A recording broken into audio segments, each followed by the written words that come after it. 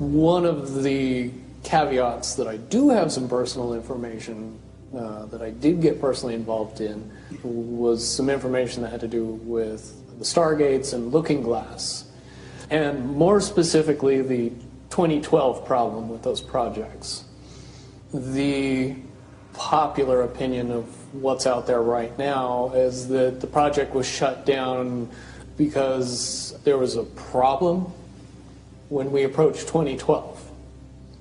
I've heard it described a number of ways, but to my knowledge, the problem is that the timelines converge on that point in time. And when you know enough about the Stargate projects and the Looking Glass project to know how string theory works and how the possibility of possibilities works and how making one choice over here doesn't necessarily mean that the other choice couldn't exist at the same time. But once you get your brain wrapped around this subject, you find out that at the end of 2012, in an easy way to put it, the choices that we make become less and less consequential to the future. And eventually we're pushed into this bottleneck of time, no matter which choice we make. And that's important to the people that had access to Looking Glass because they would use Looking Glass knowing the choices that they would make and the future would pop up. The big mistake was coming up with the possibility of future. And when we started using a computer to say, well, if we make this choice, it's 79% possible that this scenario happens, and 23% are possible, or whatever, using round numbers, that this scenario would happen. The understanding at the time was that was realistic. However, if you go down the road further and free will continues to exercise itself on this game, that 79% possibility sometimes changes very, very fast.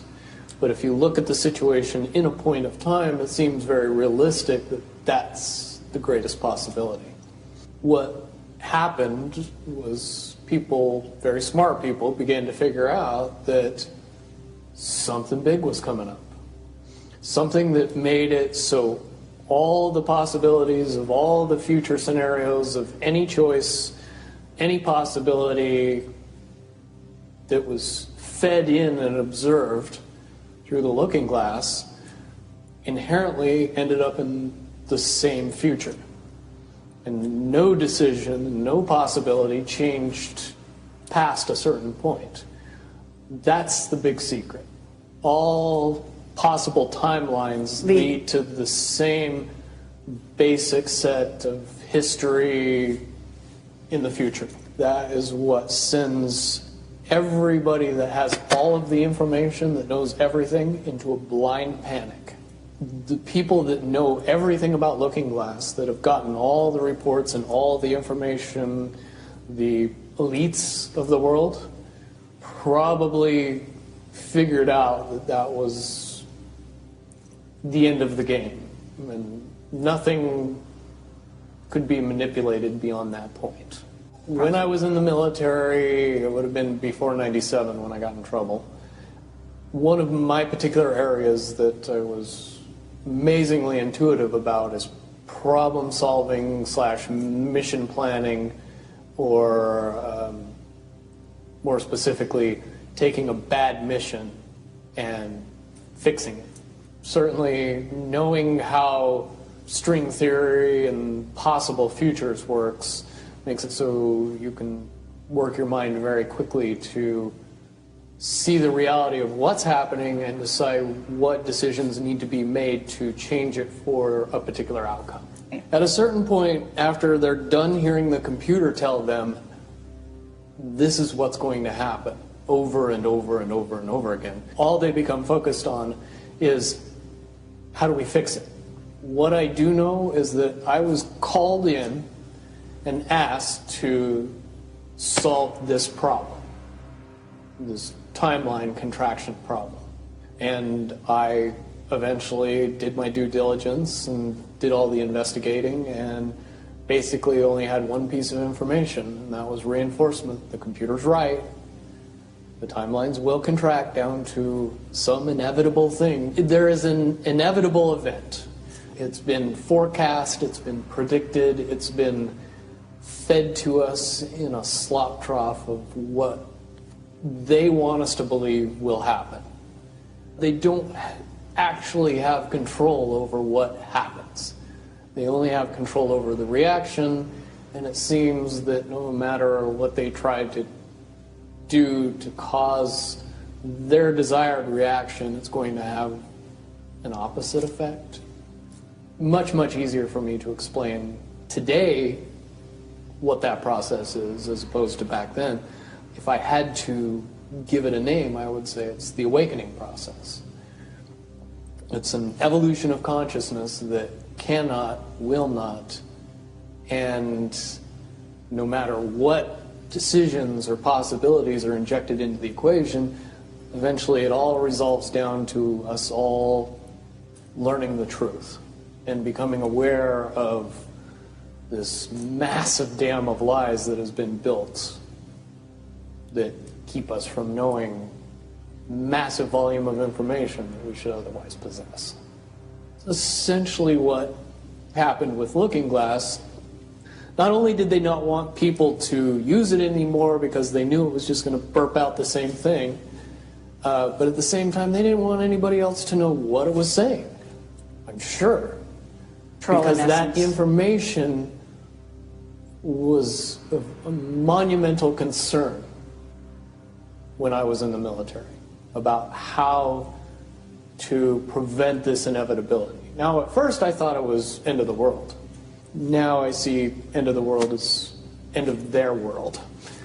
The biggest cherry on top of all this conversation would be a synopsis to say that if I could convince everybody out there that for all intents and purposes, what we believe to be true eventually becomes true.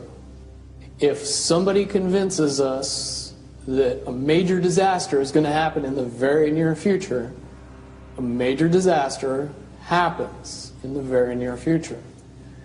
If we don't buy into that fear and accept that there's really nothing that we know is going to happen, and accept of whatever happens, that makes the convergence of the timelines happen as naturally as possible. Any attempts to try to go away from this one inevitable conclusion, I again see as a new beginning, an end of this reality, the beginning of something that we can't even possibly understand based on the level of our beliefs currently. But when all that information comes flooding out, there's going to be no denying what's true and what's a lie or what's illusion. Basically what we're experiencing right now is two master chess players sitting at the board. And one of them looks down at the board and sees that he's in checkmate in 7 moves. And he looks across at his opponent and he knows that his opponent sees it too. So there's no getting out of it.